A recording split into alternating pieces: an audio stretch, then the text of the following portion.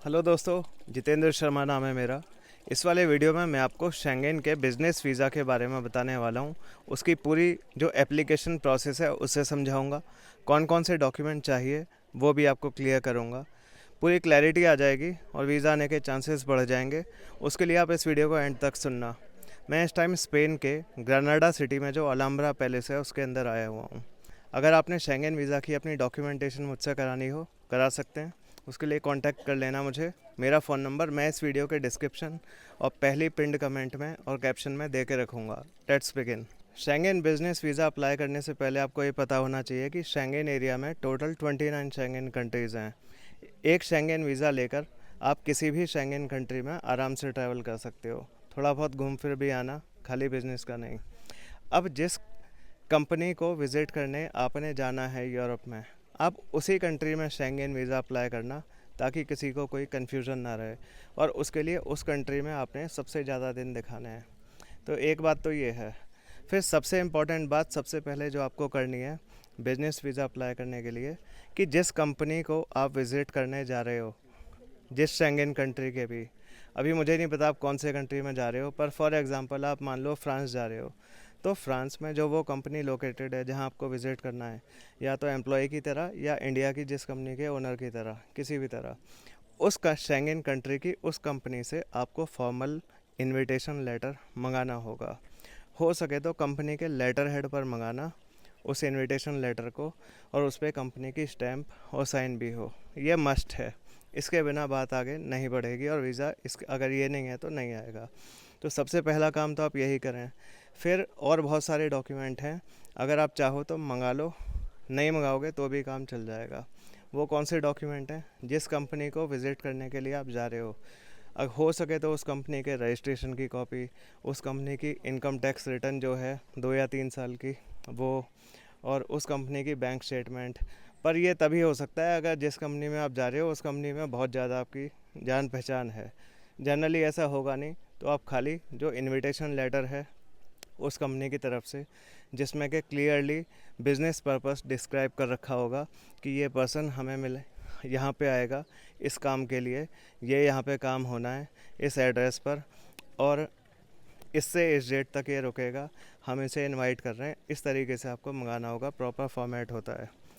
और यही नहीं, एक एकोमोडेशन का प्रूफ भी लगाना होगा। अब जिस कंपनी में जा रहे हो वो कंपनी ही अगर एकोमोडेशन भी प्रोवाइड करे तो उसका एड्रेस लगाना।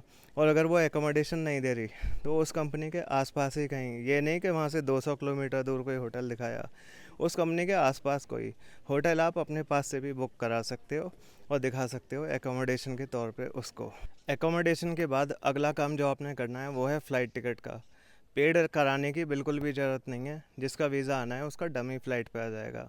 लेकिन कुछ सेंटर्स हैं, खासकर कोलकाता के, वो कहते हैं कि हमें तो पेड फ़्लाइट चाहिए।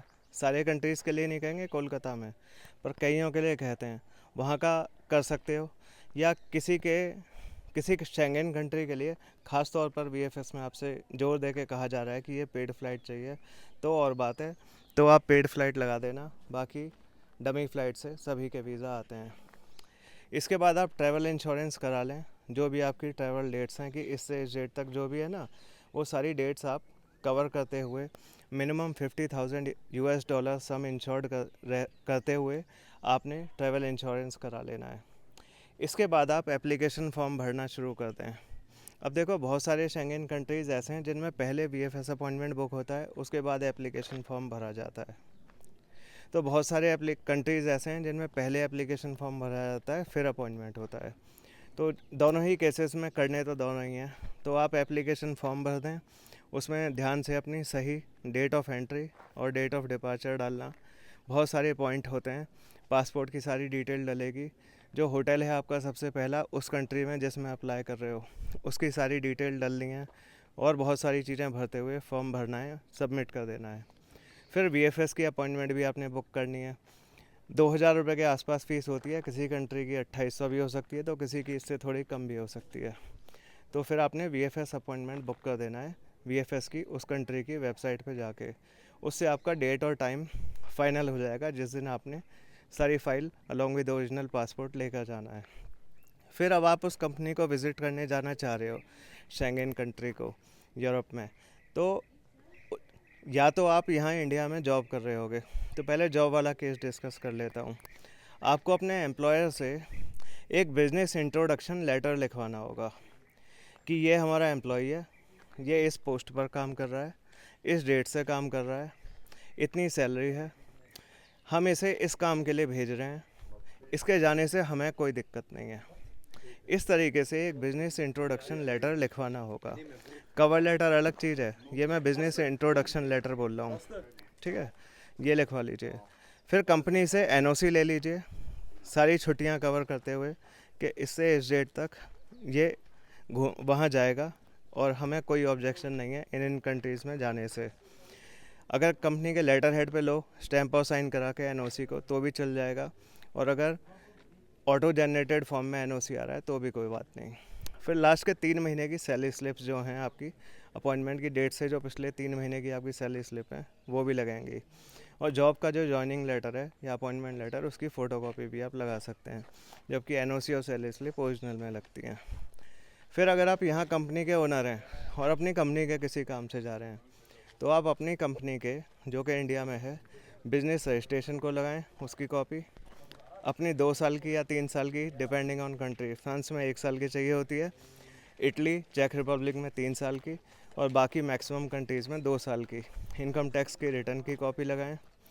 और यही, और जो जॉब वाले हैं उनको भी अपनी 2 साल की, 3 साल की या 1 साल की depending on the country chosen bank income tax return की कॉपी लगानी होगी। फिर जो जॉब वाले हैं उनको लास्ट के 3 महीने की बैंक स्टेटमेंट लगानी है। इटली के लिए 6 महीने की चाहिए होती है, बाकी लगभग सभी कंट्रीज़ में 3 महीने की स्टेटमेंट मांग रहे हैं। तो जो जॉब वाले हैं वो अपनी सेविंग और सैलरी अकाउंट के 3 महीने की स्टेटमेंट लगाएं, और बिज़नेस वाले अपनी सेविंग और कंपनी के करंट अकाउंट की स्टेटमेंट लगाएं 3 महीने की। और ये स्टेटमेंट अपॉइंटमेंट से 2-3 दिन पहले ही लेनी है, और बैंक से उस स्टेटमेंट के हर पेज पर स्टैंप और सिग्नेचर आप करवा लें। इसके बाद लिखें आप कवर लेटर और ट्रैवल आइटनरी। कवर लेटर में आपको अपने बारे में सब कुछ बताना होगा कि आपकी सोशल इकोनॉमिक टाइज क्या है और कैसे आपकी ये ट्रिप लेजिट है। पूरा बताना पड़ेगा कि मैं यहाँ इस कंपनी में काम करता हूँ, या मेरी ये कंपनी है और मेरी इतनी सैलरी है, मेरा अकाउंट बैलेंस इतना है, मेरा टोटल वर्क एक्सपीरियंस इतना है, इस कंपनी में कब से काम कर रहा हूँ, मैं जिस कंपनी को विज़िट करने जा रहा हूँ वहाँ पे मुझे क्या काम है, क्या मेरा यहाँ पे रोल है। और जो सेल्फ एम्प्लॉयड आदमी है वो इस तरह बताएगा कि मेरी ये कंपनी है, इस कंपनी में ये होता है, इतने सालों से कंपनी को रन कर रहा हूँ और मेरा अकाउंट बैलेंस इतना है। फिर दोनों को की ही एसेट्स भी होंगी, तो अपनी स्पेशली इमूवेबल एसेट्स का, कार का या ज्वेलरी का मत बताना, इमूवेबल एसेट्स का उनका भी बताएं। स्टॉक म्यूचुअल फंड वगैरह में डाल रखे हैं पैसे तो उनका भी बताएं, ठीक है। फिर चाहे सेल्फ एम्प्लॉयड आदमी हो या सैलरीड, अपनी जो पर्सनल लाइफ है उसका थोड़ा बता सकते हैं कि मैं मैरिड हूँ कि अनमैरिड हूँ, बच्चे हैं कि नहीं हैं, कितने हैं, साथ जा रहे हैं कि अलग हैं, ठीक है। एक बात खास है, अगर आप बिज़नेस वीज़ा अप्लाई कर रहे हो और आप चाह रहे हो कि अपने स्पाउस, हस्बैंड या वाइफ का अप्लाई करें, तो उनका थोड़ी बिज़नेस वीज़ा होगा, उनका होगा टूरिस्ट वीज़ा। तो पैरेलली आप टूरिस्ट वीज़ा उनका अप्लाई करना अपने साथ साथ। और टूरिस्ट वीज़ा का प्रोसीजर मैंने दूसरे वीडियोज़ में बता रखा है।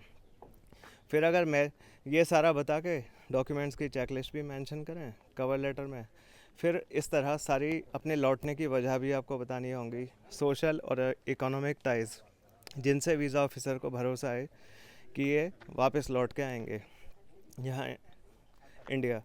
फिर अगर आप मैरिड हैं तो मैरिज सर्टिफिकेट की कॉपी लगाएं, वो नहीं है तो पासपोर्ट पे नाम लिखा होना चाहिए स्पाउस का, अगर मैरिड हो तो।